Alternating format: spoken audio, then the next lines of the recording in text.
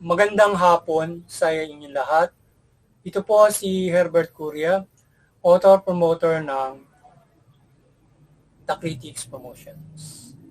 Ang ating konstruktibong kritisismo, opinyon, komentaryo at konsultasyon sa linggong ito.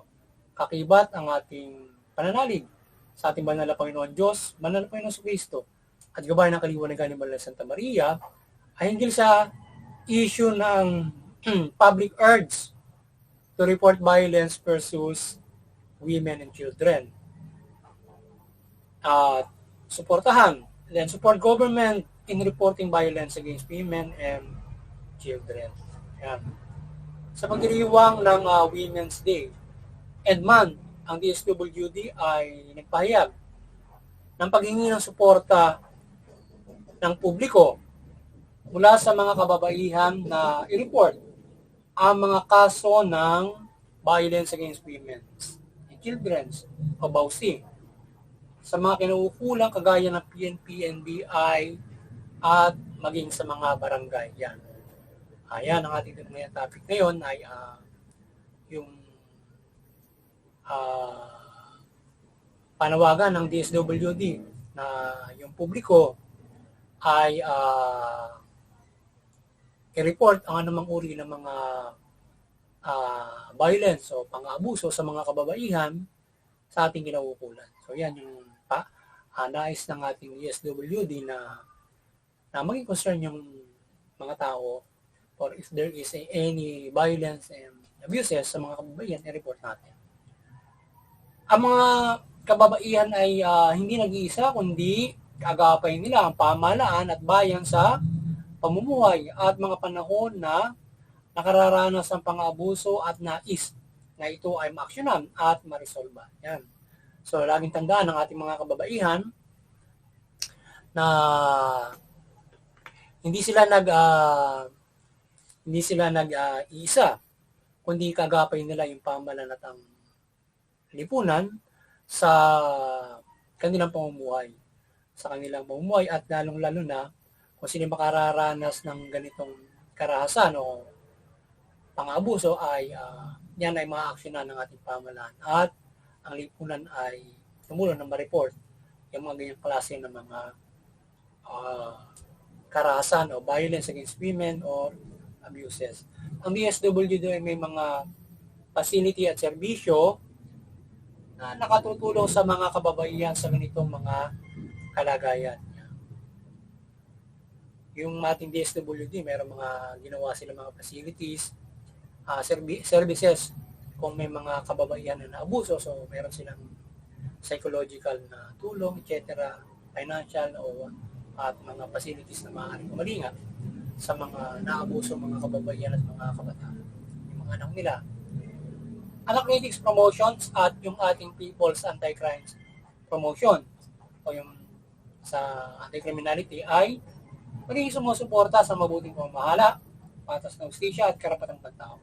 Sa isyong ito ng panawagan ng DSWD sa publiko na report ang mga violence against women and children ay ating maigting na sinusuporta ng proteksyon ng ating pamahalaan laban sa mga abuso sa mga kababaihan at mga bata. Yan ang ating opinion, boses, konsultasyon ay tayo ay sumusuporta sa ating pamahalaan sa kanilang pagprotekta sa mga kababaihan at pagkikaya nito sa mamamayan. So tayo ay nakikisa na ang sambayan ng Pilipino makisa upang protektahan ng mga kababaihan laban sa mga pang-abuso, karahasan at inequality para sa mga kababaihan. So na report kung mayroong mga ganyang klase ng mga ating masasaksihan. At gayon man, huwag maging abuso yung lipunan kung mayroon namang hindi naman makatotohanan yung pag-report ng mga ganitong klase ng mga pang-abuso. So maging accountable and transparent din ay hindi lamang yung pamahalaan kundi pati yung mga tao na gusto makatulong. Ang karapatan ng mga kababaihan at mga bata ay ating protektahan sa pamamagitan ng pagkakaisa at effort na report sa kinaukulan ng mga ganitong kaso o mga karahasan ng mga domestic violence. Ang bayan ay dapat concerned sa mga kababaihan at mga kabataan o minors at ang karapatan nila ay respeto at protektahan yan. Yan, protektahan ng sambayan ng Pilipino yung karapatan ng mga kababaihan, mga bata, at i-report kung mayroong mga ganyang klase ng mga nag-exist in your community, in your barangay, yan, or in your cities, o sa ating bansa. At lalo na sa mas malaki yung human trafficking, yan, mga prostitution, makatulong na maligtas yung mga nabibiktima ng human trafficking, prostitution, etc. etc.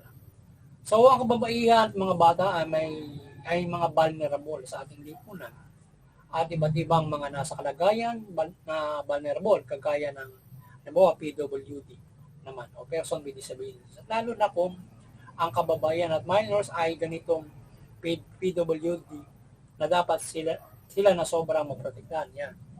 So yung mga kababayan at mga bata, isa sila sa mga vulnerable of our societies. Ngayon ay kagaya sila ng PWD. Ngayon kung yung kababaihan, mga bata ay mga PWD, ay lalo na sila dapat natin mabigyan ng kaukulang protection doble-doble from the PWD at bilang babae, bilang mga bata. Bilang karapatan ng mga minor, mga kababaihan at PWD, maaaring namasahin nila yun kung sila ay mga PWD, mga kababaihan or mga bata. Mayroon maraming mga ganyan na mga may kapansanan ng mga babae, kapansanan ng mga bata na maaaring disabled, may kapansanan sa pag-iisip,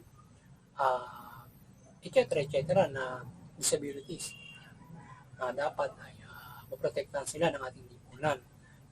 Aside from being as a women and minor, syempre yung kung sila ay PWD, no? Yan, may disabled sila, dapat lalo sila matulungan ng lipunan at ng pamahalaan kung yung nasa kalagayan ng mga kababayan at mga bata ay ganoon ng kanilang kalagayan.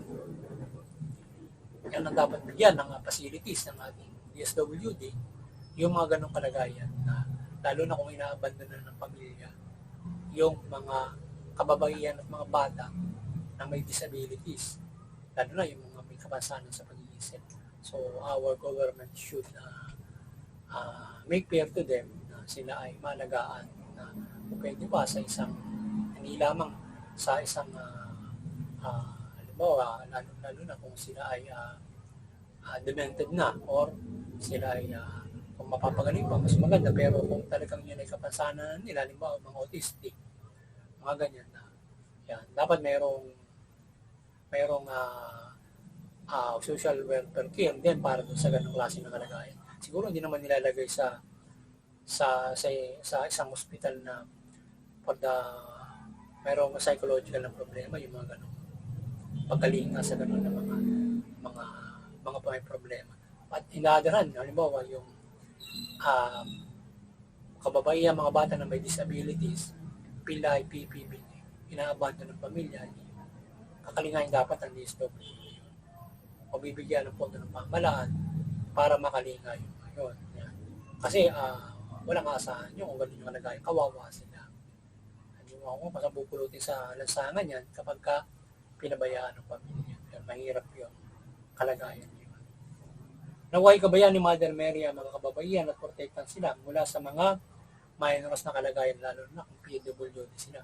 Sana patuloy na magabayan ng banal na Panginoon. Dalangin natin at yung mga pamahalaan at mga lalo na yung mga kaya, matulungan yung mga ganyan. So muli, ang kaliwanagan ng Banal na Santa Maria at ay gumabay sa ating bansa, pamahalaan, hindi po ng Pilipino, yung pamahalaan, mamahalan ng mabuti na tuwing. Tugunin yung karapatang pantao. Yung mamamayan, sumunod sa pamahalaan, iwasan yung paglaban sa pamahalaan. Suportahan yung mabuting pamamahala, patas na hustisya at magabayaran ng karapatang pantao. Sa gayon, mga pamumuhay tayo ng maunlad ayon sa karapatan at may kapayapaan ayon sa karapatan at tayo protektado ayon sa ating mga karapatan. At higit sa lahat ay magpanampalataya tayo sa ating banal na Panginoon Diyos. Malapangin na subliso o iba't ibang mga nanampalataya sa proteksyon at kapayapaan na pinahihiran ng ating pamahalaan from our rights. Yan. Muli, magandang hapon na sana nakapagsabawasan naman ang The Critics Promotion ng konstruktibong kritisismo, opinyon, komentaryo at konsultasyon sa linggo ito. Magandang hapon sa inyo lahat at God bless you all. Yan.